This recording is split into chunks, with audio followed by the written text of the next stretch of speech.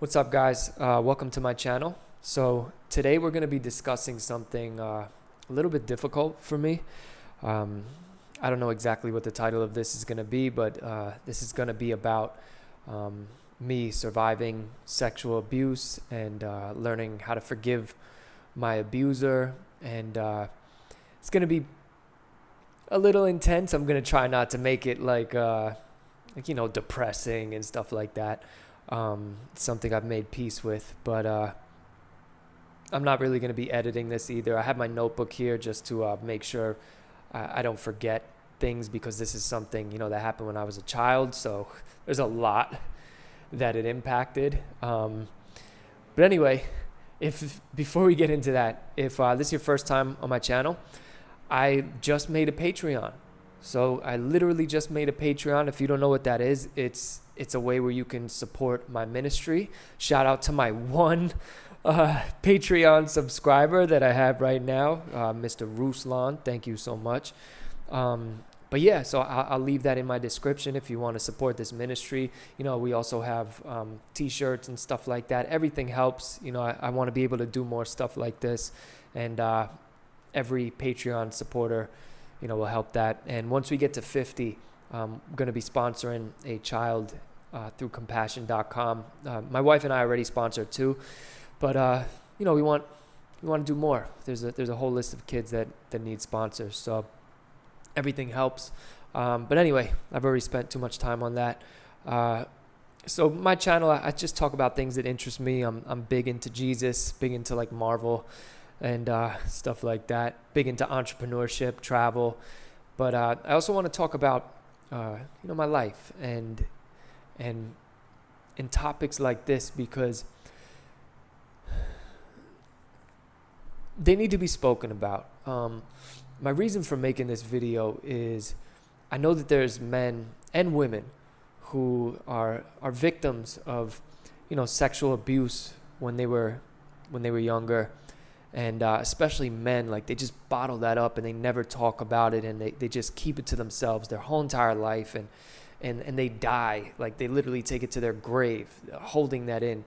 And so I wanted to just be, I guess, one of the first people to just come out and say it. This is something that is actually pretty prevalent in the world. This doesn't just happen to a random person here and there. There are many children who are victims of sexual abuse, and so I just wanted to make this video. So we're going to be talking about a few things, how it affected my life, dealing with it, how I was able to finally overcome it and forgive my abuser, and my apologies if you hear motorcycles in the background. I live in the middle of San Juan, Puerto Rico. But anyway, hopefully it doesn't distract too much from the message. But so what happened to me when I was younger? I was about between 6 and 8. This actually happened over multiple times. This wasn't just a one-time thing. And first, I just want to say, it's not my parents' fault that this happened. And if you're a parent of a child who has been sexually abused, it's not your fault. These people are really good at what they do. These people who abuse children, they're really good at what they do, and they know exactly how to do it. So, this happened when I was a kid, but I just don't want anyone to watch this video and think that my parents were bad parents. And this kid knew what he was doing, man, and it can happen to anybody. So. I'm not going to get into names. I'm not going to get into specifics, but my father had a friend of the family, and we would go down to their house because they lived by the beach, and pretty sure my parents weren't the most well off when we were young, but so that we just made the best of it, and we would go to these people's house because it was by the beach, and we would go to the beach. It was a lot of fun.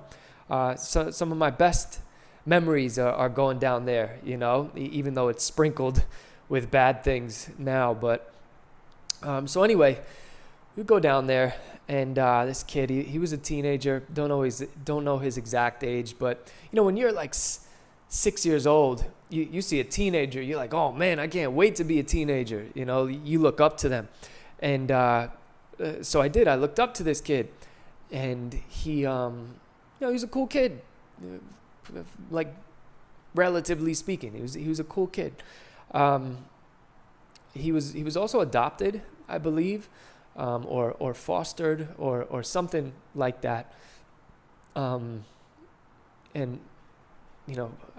I don't know what that has to do with the story. I'm replaying all these things in my mind, and I just remember that he was adopted. And so anyway, we would go to the beach, and after the beach, outside there was a place where you would rinse off the sand. They had like an outside shower, and the first time that this happened was in the shower outside. And it was nothing to like go in there and like everyone used the shower together, because nobody really got like naked or anything in there. So they would just use the shower, rinse the sand off, and boom, go about your day, right? And I think they wanted people to use the outside shower so they don't get sand in their shower. I totally get it. But anyway, that was the first time that it happened, when I went in the shower and he was in there. And I'm not going to get into details of like what happened, but that's when the first incident happened. And then it happened multiple times in the shower, right? Because we would go down there all the time. Happened also, at night. This is what I mean about these people being really good at what they do. The kid would tell my father, he would say, hey, I'm just going to take John to the shower to rinse everything off. See you guys in a bit. And like, parents just thought nothing of it. And then he would ask, is it okay if John, sleeps in my room tonight? And,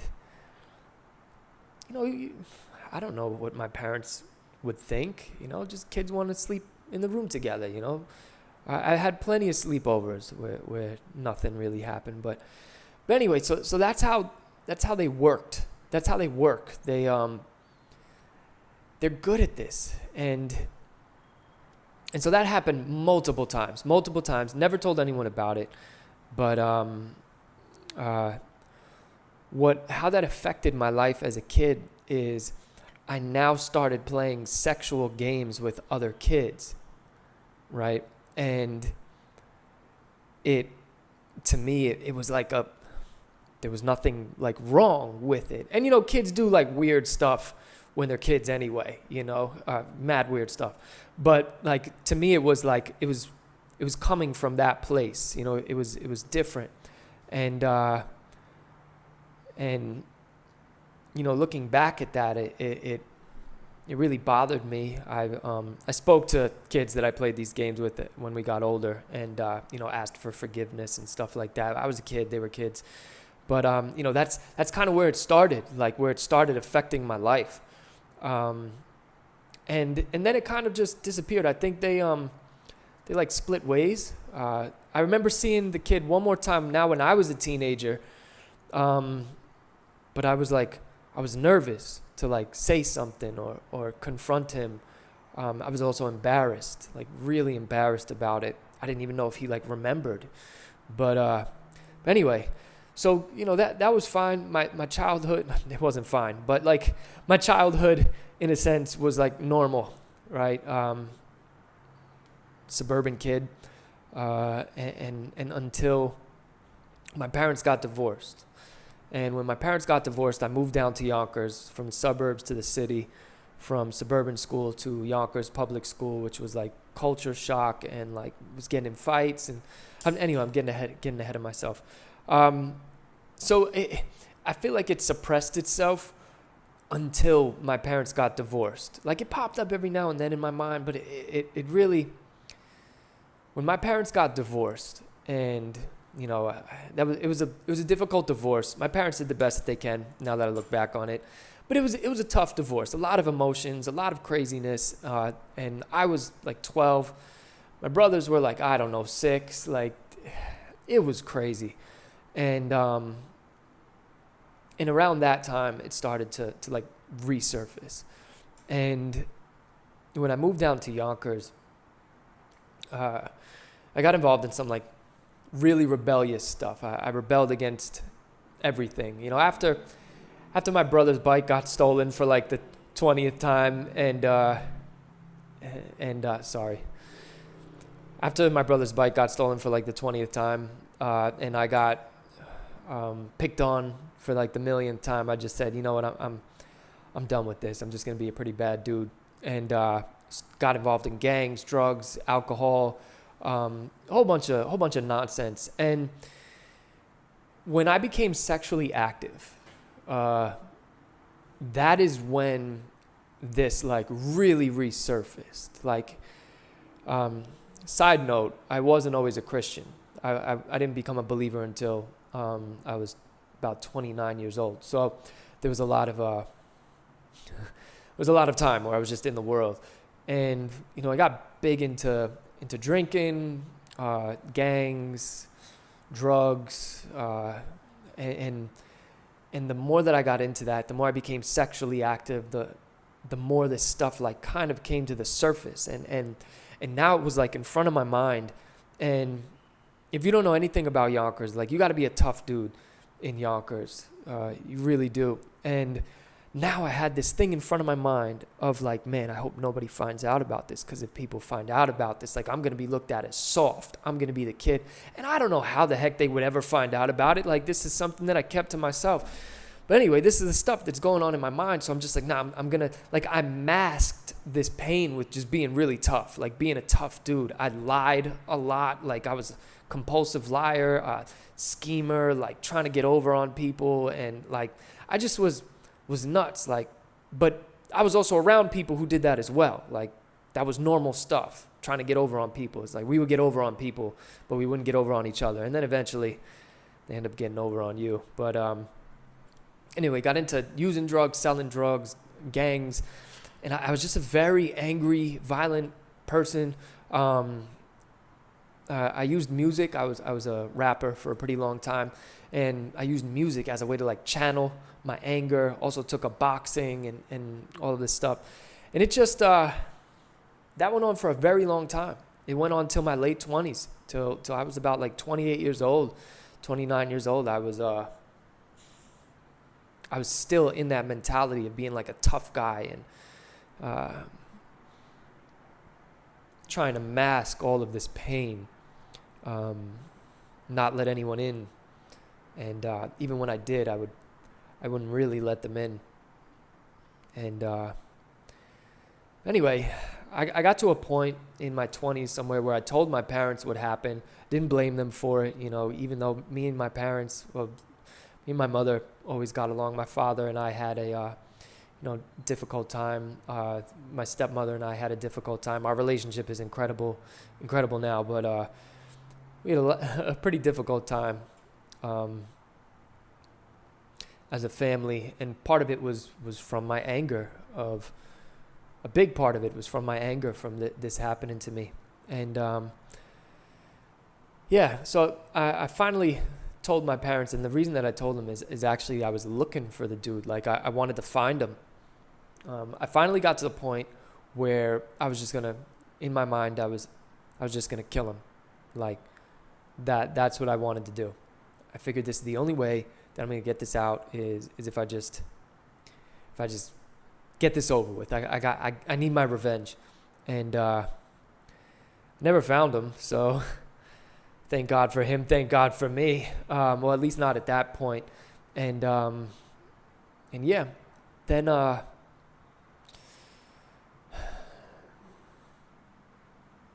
just kept on in life, just trying to prove that I was the man, like that I was the best at everything.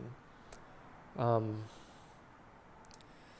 these are all reflections of this stuff. You see this. This is how trauma reflects itself. You know, I also was seeking the approval of like everybody. You know, I was really seeking the approval of everybody. But anyway, let me turn the page. I gotta This is why I have notes, because I'll just ramble on. So this went on for a long time. I had crazy relationship after crazy relationship after crazy relationship. Like one was crazier than the next, and my choices in women were a reflection of who I was as a person. You know, I found women who were in pain because I was in pain, and we could be in pain together. And that was the cycle that I was in. You know, I was just in this cycle of trying to mask it with drugs, trying to mask it with love, trying to mask my pain with alcohol, trying to mask my pain with being the man. You know, I just trying to mask my pain with everything that I could, and then and kind of just like suppress this thing. You know, just suppress it. And then I got in one relationship where I don't want to give too many details, but they were in the industry. I can't say that word. They were in the PORN industry, and then they got me involved in it. And in doing so, it exposed me to now men that were like openly hitting on me in sexual ways, and it like, I was not in that industry for very long, because it really resurfaced all the memories from when I was a kid, and that was just a really low point in my life. And then a few years later, of just, you know, music industry and getting tired of it and looking for something else, I got introduced to network marketing. And, you know, say what you want about network marketing, I've had a lot of success with it, and it really came at a point where, you know, I was laid off from my job. I was looking for something and tired of the music industry, and then network marketing comes in, and along with it was personal development and changing the way that you think. Like, you're able to, I was taught that you could change the way that you think. And up until that point, I was just like, oh, I am who I am, you know, who cares? This is who I'm going to be for the rest of my life. Like, if you don't like it, find someone else. Like, that was my attitude. And then I got around people who were like, nah, bro, you got to be a different person. And I respected these people, so I listened to what they said. You know, I was trying to make some money. And if the people with the money were telling me that I got to do something, I just listened to them. So they said I had to work on myself. And so in working on myself, I started changing the way that I thought. You know, I focused less on the negative, which is all I used to focus on. And now I started looking, you know, more at the positive of things. And then I went to Guatemala. And I went to Guatemala to build a school. And this was a pivotal moment for me. So, you know, I'm just telling you my story, so maybe in it you can find things that might be able to help you. Guatemala changed my life. I went out there, I saw how happy the kids were with nothing. Then I came back home and I saw how miserable everybody is with everything, including myself. I was miserable, you know. And I was driving a BMW, you know, had the ability to travel. I had all these good things going for me, and I was miserable. And I kind of, you know, when I saw the kids out there, it made me think about me when I was a kid. And it kind of just like, it put a chip in my armor. It put a chip in the chip on my shoulder.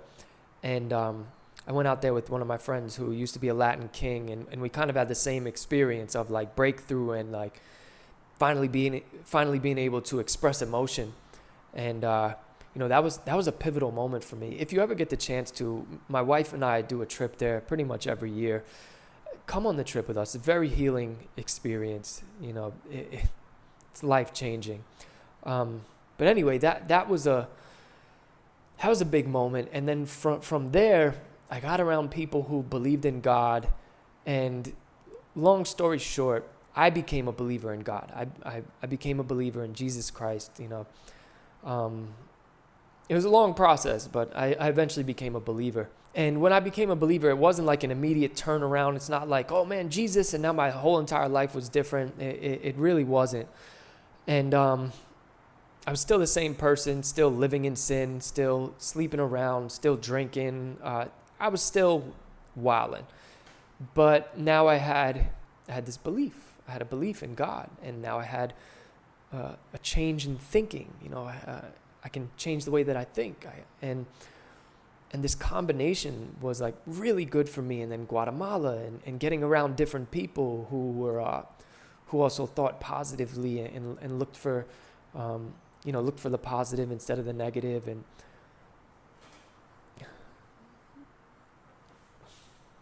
I began to seek. I believed in God, but then I finally began to seek after God and look. Like God, if you're real, I need to know this stuff. I need to learn. I need a relationship with you. I need something. I need this pain to go away. I need it to go away. And there was something that I would always see over and over when it came to God, and it was forgiveness. The whole premise of Jesus was he came into the world for the forgiveness of sins, and here I am, forgiven of my sins.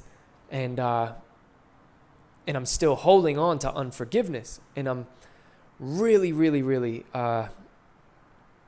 looking at other people.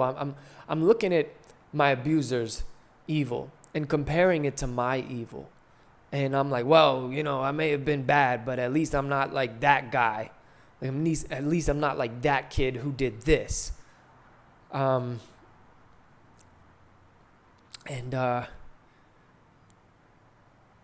It felt like unforgiveness was my power over this person who did this to me. Like me not forgiving them was my power over them.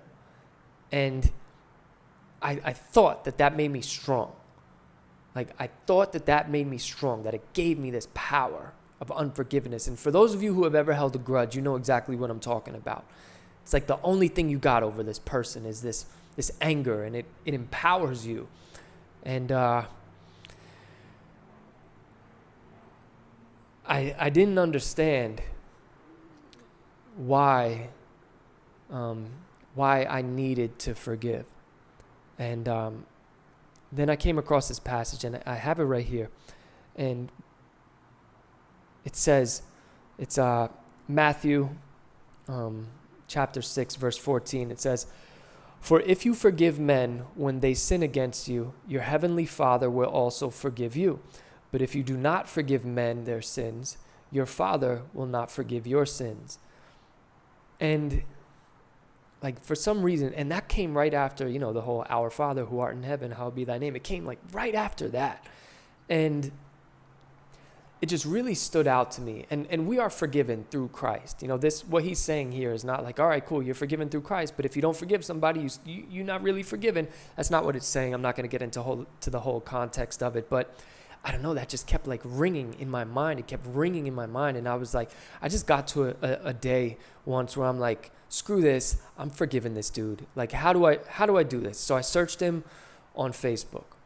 And I think I found him on Facebook. I'm not too sure because it's been, 30 years since I've seen him last. So, I think I found him. I don't know. But either way, I sent a message on Facebook, and I don't remember exactly what I said, but I just said, "Hey, I don't know if you remember me. I'm this person's son, and I just want you to know that I forgive you for what you did to me."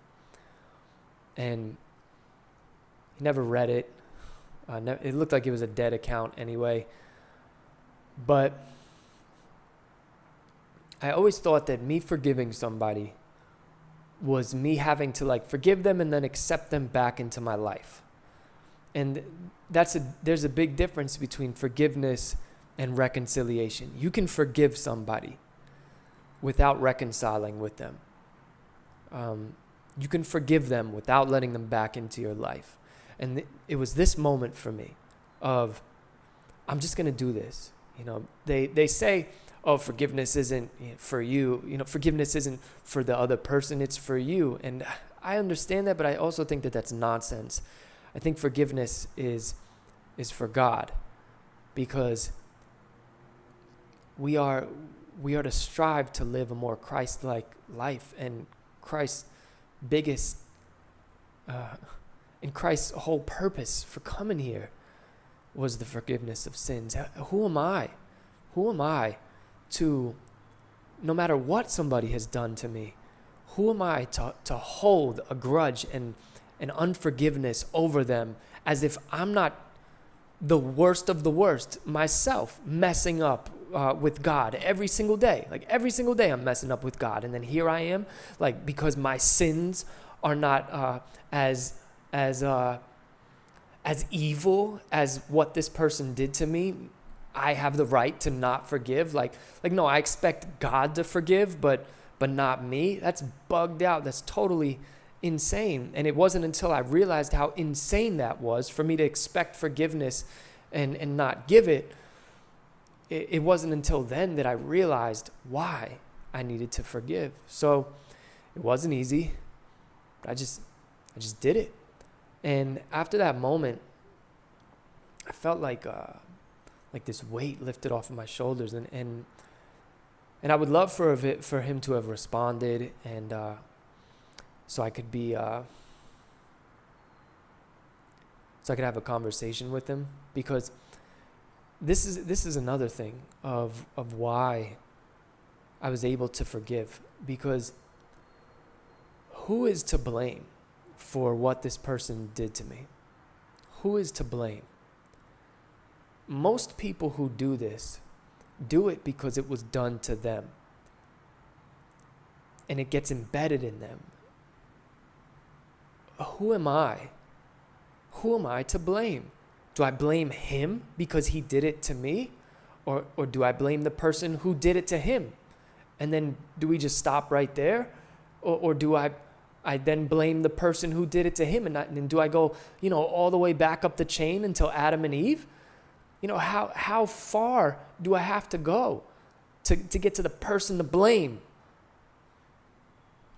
And when you think of things like that, and you realize that people who do things to people, most of them are just doing it because it was done to them, and they just don't even know any better. And then I moved from forgiveness to feeling bad for this person. I feel bad for the person who did it to me, because here I am, I'm at a point where I can forgive. I don't know if this person has been able to forgive the person who did it to him. And if they'll ever be able to move in that direction and to walk around with that guilt for your whole entire life. I just started feeling bad for my abuser. And this isn't making excuses for people who do this type of thing. Don't get this twisted. I'm not making excuses. This is wrong. If I can make the decision to not do this to other people, though it was done to me, then so can somebody else. So this isn't me excusing them, but it's to just really think about this.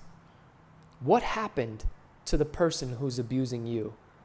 What happened to them that made them abusive? These are some things to think about, and when you look at it through that lens, it's a little bit easier to forgive. And also forgiveness it's not really a one-time thing, because there are times when this just resurfaces and comes back up, and it's in my mind, and I got to forgive this person all over again. And it's an ongoing thing. So, if you're listening to this and you're watching it in hopes that you can find a way to forgive, or find a way to let this go, and find a way to move past your abuse and your abuser, just understand I'm not a psychiatrist, not a psychologist, not a therapist, not anything, but from my personal experience, it's an ongoing process of forgiveness. In the same way how I expect an ongoing process of forgiveness from God, I have to also expect that other people, when they do me wrong, some of it cuts really deep, and I'm not going to get over everything easily, and it's going to be a constant battle for me to forgive. But man, the power that I thought I had in holding a grudge is nothing compared to the power of forgiveness. Man, that would have sounded really good. You could have like clipped that right there, if I didn't totally mess it up. But anyway, so let me talk to the people who have gone through this real quick. You are not alone. You are not to blame. It's not your fault that something happened to you, all right? Not your fault. It's not your parents' fault. It's not anyone else's fault except the person who did it to you, right? And the person who did it to them. And like I said, going back up the ladder. But it's also nothing to be embarrassed about. This is not something where you should feel any shame for. You should feel shame for doing this to somebody, but you should not feel shame if this was done to you. You're allowed to talk about this stuff, especially men. Men, you're allowed to discuss this and not have to feel embarrassed about it. You're allowed to let this out. There are other men out there who need somebody to talk to about this. There are other men out there who are carrying the burden of shame when it's nothing to be ashamed about. You're a victim, and you don't live in victimhood, but this happened to you. You didn't happen to it. So if you're listening to this and you have the chance to speak to somebody, please do it. Reach out to me. If you have the chance to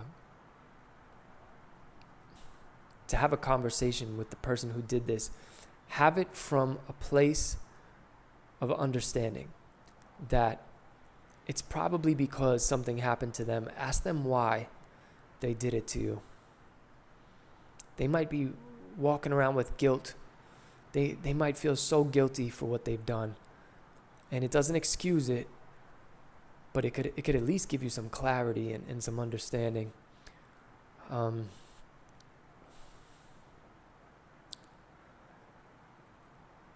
if you need to talk to anybody, you could reach out to me. I'm not an expert at this. I'm not. I don't know how I could help you. But if you just need to say, hey, me too. It happened to me too. Then I'm here for you. So with all of this being said, the only way that I was really able to forgive was through Christ. And if you're not a believer, if you're not a Christian, I get it. I just think it's going to be very difficult to understand how to forgive until you realize how much you have been forgiven. And that was one of the biggest things for me, to realize that I have done so much wrong and I'm still forgiven. Who am I to not be forgiving? And that's pretty much it, guys. So I hope this video helped you. I hope you just at least don't feel alone.